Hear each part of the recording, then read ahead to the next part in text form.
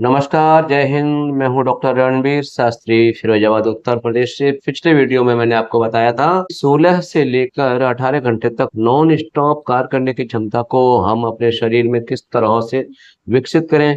आज मैं उसी से संबंधित नेक्स्ट वीडियो आपको दे रहा हूं, जिसमें बताऊंगा कि हमारे मन और मस्तिष्क में 24 घंटे में आने वाले नेगेटिव 60,000 विचारों से छुटकारा पाकर हम दुनिया के दुखों से किस तरह से दूर रह सकते हैं और किस तरह से हम अपने मानसिक तनाव और क्लेश से मुक्ति पा सकते हैं। तो चलिए शुरू करते हैं। हर आदमी के जीवन में पारिवारिक, सामाजिक, आर्थिक, राजनीतिक उतार चढ़ाव बने रहते हैं। सुख और दुख, गरीबी और अमीरी, इन सारी चीजों से मुक्त होकर के प्रसन्न रहने की विद्या हम आपको बताते हैं। इसका नाम है विपश्यना साधना। इसके लिए सबसे पहले हमें बिल्कुल ठीक तरीके से अपने ढीले ढाले कपड़ों में पहनकर हमें पालती मारकर यानी सुखासन पर बैठ जाना है। अगर पद्मासन लगाने का अभ्यास है तो बहुत अच्छा है, नहीं है तो सिर्फ पालती मार करके बैठ जाना है। और बैठने के बाद में जैसे ही हम आंखों को बंद करेंगे और अपने श्वास पर ध्यान देना चाहेंगे, हमारा मन इधर उधर भटकने लगेगा। कहते हैं कि मन मरकट की नाई, मरकट कहते हैं बंदर को। मन बंदर की तरह से होता है, कभी इस डाली पर तो कभी उस डाली पर बैठता है और कभी उस डाली से उछल करके तीसरी डाली पर बैठता है, और इस तरह से कभी वो स्थिर नहीं रहता है। वैसे कहीं बैठा हुआ भी है, अगर उसको पकड़ने की कोशिश करेंगे तो पलक झपकते में ही वह जाने कहां से कौन से पौधे पर पहुंच करके कौन सी डाली से कौन सी डाली पर पहुंच जाएगा। ठीक इसी प्रकार से हमारा मन है।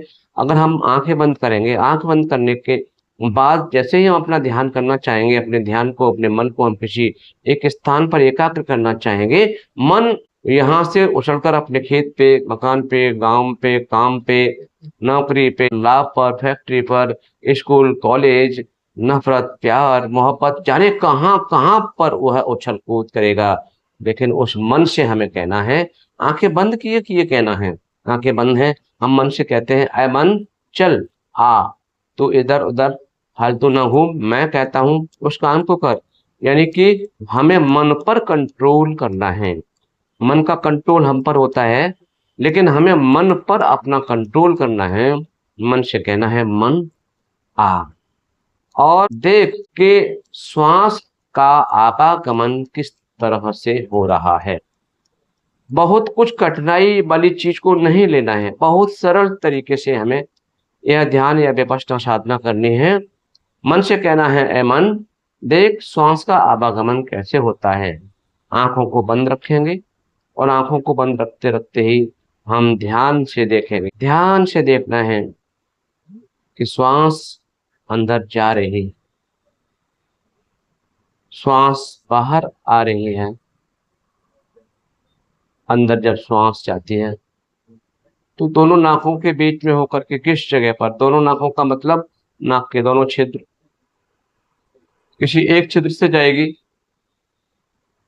अब बाएं छिद्र से जाएगी, या फिर वह हवा, वह वायु, वह प्राण दाएं छिद्र से जाएगा।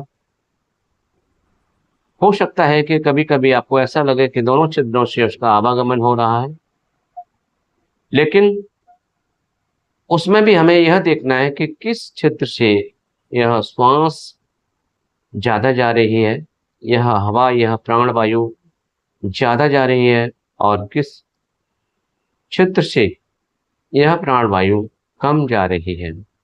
हमें यह भी देखना है आने जाने वाली वायु किस स्थान पर स्पर्श कर रही है।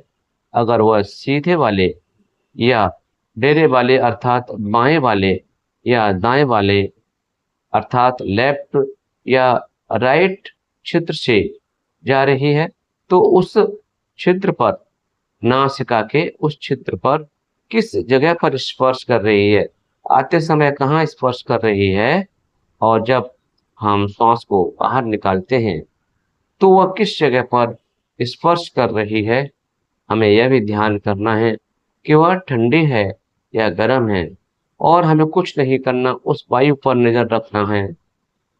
ओठों पर, ओठों के ऊपरी भाग पर और नासिका से निकलने वाली हवा ओठों के ऊपरी भाग पर यानी ओठ के ऊपरी हिस्से पर किस जगह पर यह स्पर्श कर रही है, हमें यही देखना है और इसे हमें निरंतर देखते रहना है। इसका हमें लगातार अभ्यास करना है। यह अभ्यास पहले दिन 5 मिनट कीजिए, दूसरे दिन 10 मिनट कीजिए और इस तरह से समय को बढ़ाते जाइए और 1 घंटे का अभ्यास कीजिएगा। उसके बाद आप देखेंगे कि प्राणों का आवागमन किस तरह से हो रहा है।